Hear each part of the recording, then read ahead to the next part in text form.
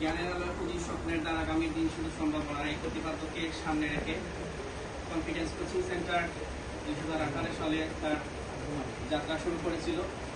হাঁটি হাঁটি পা পা করে আজকে আমরা নবম বর্ষ অতিক্রম করছি।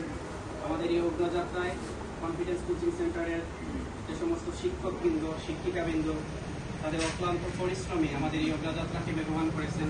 প্রথমে আমি তাদের প্রতি কৃতজ্ঞতা জ্ঞাপন করছি।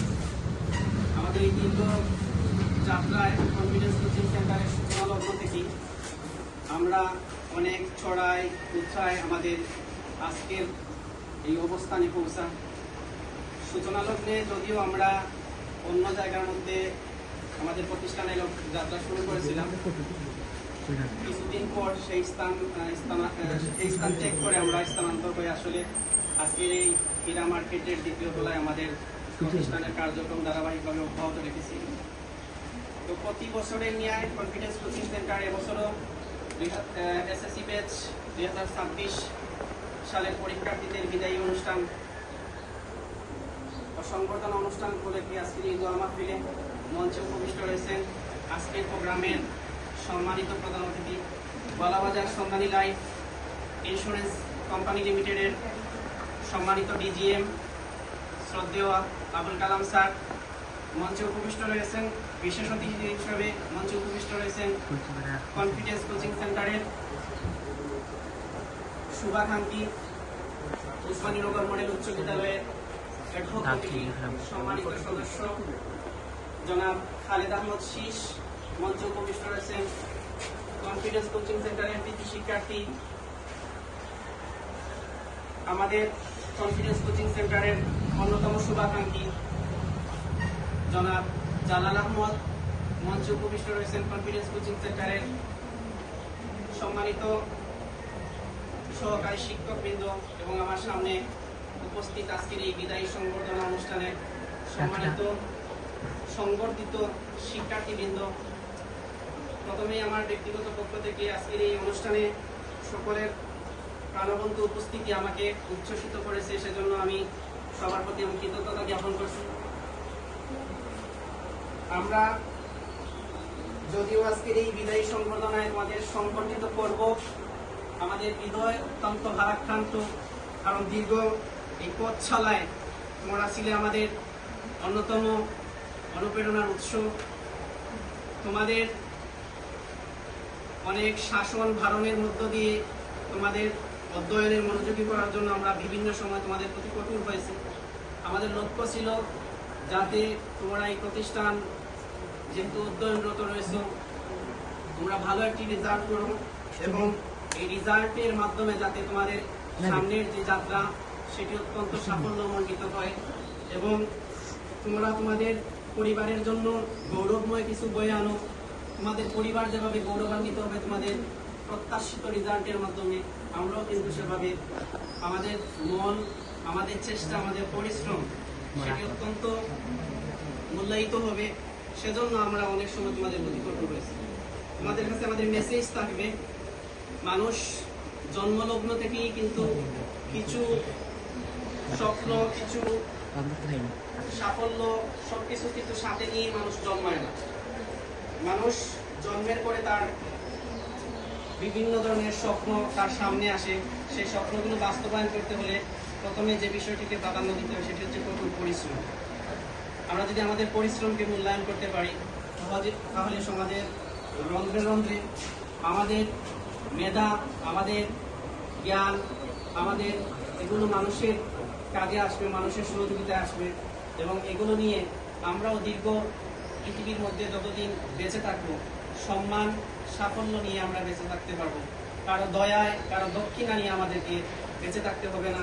কারো কাছে চাকুরির জন্য হাত পেতে তাকে মিনতি করতে হবে না। যদি যোগ্যতা তাকে, যদি আমাদের স্কিল ডেভেলপ করতে পারি তাহলে আমাদের যাত্রা হবে অত্যন্ত সাফল্যমণ্ডিত। সেজন্য তোমাদের প্রতি আমাদের মেসেজ থাকবে, যারা 2026 সালের এসএসসি ব্যাচের পরীক্ষার্থী, যারা সামনের 21 এপ্রিল হতে তোমরা পরীক্ষায় অংশগ্রহণ করবে, এখনো তোমাদের পরীক্ষার অনেক বাকি রয়েছে, সময় অনেক বাকি রয়েছে। সেজন্য তোমরা কঠোর পরিশ্রম করো, কারণ কাজের ফলাফল নিয়ে যদি আগে চিন্তা করো, আর মনোযোগ যদি পড়ালেখায় যদি মনোযোগ দাও, তাহলে সেই প্রত্যাশিত রেজাল্ট বয়ে আনা, অ্যাচিভ করা, অর্জন করা সম্ভব হবে। কিন্তু আমরা যদি পরীক্ষার পরে অনেকে ক্রমদল করি যে আমি এক পেপারে ফেল করলাম, আমি 2 পেপারে ফেল করলাম, যদি আমি পড়তাম তাহলে হয়তো আমার এই ধরনের দুর্দশা হতো না। কাজের পর যারা তার ফলাফল নিয়ে চিন্তা করে তারা কখনো সফলতা অর্জন করতে পারে। সেজন্য তোমাদের প্রতি অত্যন্ত নিখুঁতভাবে আমরা যে আমাদের যে উপদেশ থাকবে, এখনো সময় আছে, পড়ালেখায় মন দাও, বাবা মার উজ্জ্বল স্বপ্নকে যাতে সাফল্য অনুমোদিত করতে পারো, শিক্ষকদের স্বপ্নকে যাতে তোমরা বাস্তবায়ন করতে পারো, সেজন্য তোমাদেরকে পরিশ্রম করতে হবে। এবং তোমরাই যেহেতু খাতায় লিখবে, সে সাপেক্ষে তোমরা যদি পরিশ্রম না করো, কোনো শিক্ষক তো আর খাতায় তোমাদের লিখে দিবে না। শিক্ষকের কাজ হচ্ছে তাদের ইনস্ট্রাকশন দেওয়া, তারা দিক নির্দেশনা দিবে কিভাবে তুমি লিখবে, কিভাবে তুমি পড়বে, কিভাবে পড়লে তুমি ভালো ফলাফল অর্জন করতে পারবে।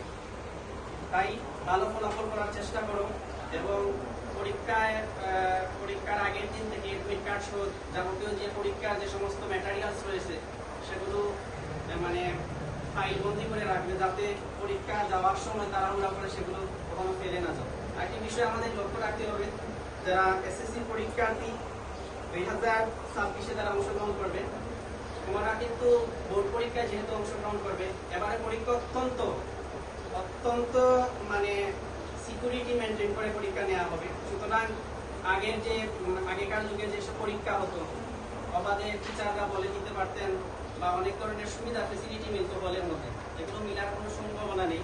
কারণ আপনারা নিশ্চয়ই যারা সোশ্যাল মিডিয়ার সাথে সম্পৃক্ত রয়েছে, এবারে শিক্ষামন্ত্রী হচ্ছেন এহসানুল হক মিলন, অত্যন্ত দক্ষ এবং মেধাবী একজন ব্যক্তিত্ব। সেই সাপেক্ষে উনি কিন্তু হেলিকপ্টার দিয়েও নকল জানতে ধরেন, সেই সাথে নকলের কোনো প্রশ্নই ওঠে না, নকল করা নিজের পায়ে কুড়াল মারা। এজন্য এইগুলো চিন্তা না করে অন্যের দেখে লিখবো, আমার সামনের বেঞ্চে আমার ফ্রেন্ড পড়ছে, ও আমার বেস্টি, ও আমাকে দেখাবে, এই ধরনের মনোভাব নিয়ে যাতে আমরা বলে না যাই। প্রত্যেকের যোগ্যতা নিয়ে বলে যাবে, যাতে করে তোমরা ভালো রেজাল্ট করতে পারো, ভালো নম্বর নিয়ে খাতায় আসতে পারো, সেজন্য তোমাদের পরিশ্রম লাগে। আরেকটি মেসেজ হচ্ছে তোমাদের প্রতি, যারা পরীক্ষায় অংশগ্রহণ করবে, কিন্তু বিত্তবরাটের একটি কাজ থাকে, এখানে 4টি পরীক্ষার নাম দেওয়া থাকে, সেগুলো দেখে শুনে সেগুলো ফিল আপ করবে। রেজিস্ট্রেশন, রোল নম্বর, এগুলোতে যদি কোনো ধরনের সমস্যা হয় আর মনে যদি এই ধরনের ধারণা পোষণ করে টিচারকে বলে উনি বকা দেবেন, যেভাবে লিখছি সেভাবেই থাক, তাহলে তোমার রেজাল্ট পাবলিশড হবে না। সেই ব্যর্থতা নিয়ে পরবর্তীতে যদি ক্রন্দন করো, তাহলে সেই কান্নায় তোমাকে কোনো ফলাফল বয়ে আনতে দিবে না। সেজন্য তোমাদেরকে অত্যন্ত সতর্কতার সহিত পরীক্ষা যে সমস্ত গুরুত্বপূর্ণ যে বিষয়গুলো রয়েছে, এগুলোর প্রতি তোমরা খুব খেয়াল করবে। আর আজকে যারা এখানে 2026 সালের শিক্ষার্থী এবং আজকে এই প্রোগ্রামকে প্রাণবন্ত করতে যে সমস্ত আবারও তাদের প্রতি আমি কৃতজ্ঞতা জানাচ্ছি এবং তোমাদের ভবিষ্যৎ অত্যন্ত উজ্জ্বল হোক। আর আমাদের যে মেসেজ বা আমাদের যে শিক্ষা, তোমাদেরকে শিক্ষা দিতে গিয়ে আমরা বিভিন্ন সময় যে বিভিন্ন ধরনের কঠোর আচরণ করে সেগুলো মনে ধারণ না করে অত্যন্ত মনে করবে, সেগুলো তোমাদের জীবনের বাদেও হবে, এই অংশ হিসাবে তোমরা যদি নিতে পারো, তাহলে অবশ্যই আমরা বিশ্বাস করি তোমরাও একদিন এ ধরনের সফলতা অর্জন করতে পারো। মনে রাখবে, জীবন চলার পথে বিভিন্ন সময় আপস এন্ড ডাউন, উত্থান পতন আসবে। সুতরাং ভেঙে পড়লে চলবে না, আমাদেরকে সামনে অগ্রসর হতে হবে এবং চাকরির প্রতি না দৌড়িয়ে যদি যোগ্যতাকে আমরা কাজে লাগাতে পারি, যোগ্যতা অর্জন করতে পারি, তাহলে অবশ্যই আজকে যারা এখানে মঞ্চে প্রবিষ্ট রয়েছেন, বিশেষ অতিথিবৃন্দ, প্রধান অতিথিবৃন্দ, তারাও কিন্তু সমাজের একটা সময় তারাও তোমাদের মতো ব্রাঞ্চে বিভিন্ন পড়ালেখা করে তারা যোগ্যতা অর্জন করেছেন, তারা সম্মান অর্জন করেছেন।